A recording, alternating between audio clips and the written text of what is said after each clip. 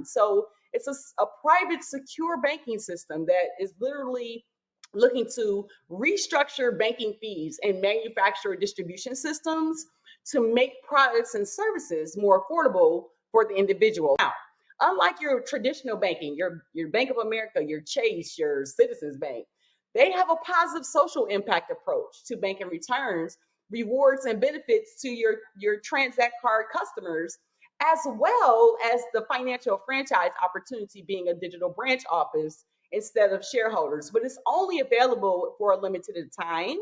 As we'll talk about here, their team of dedicated individuals, they really Transact Card, it made this experience truly a value for the American people. Now it's not available globally yet, but the product, the value, the service, the delivery, and what the promise is something that actually stood out and is being developed and has been developed over decades. So the positive social impact, as well as looking at now, and check out Tom Ballou's economic crisis, Ray Dalio's warning for the banking collapse. This stood out in regards to why now is the time that you need to look into improving your lives and being able to see how you can leverage what you can control.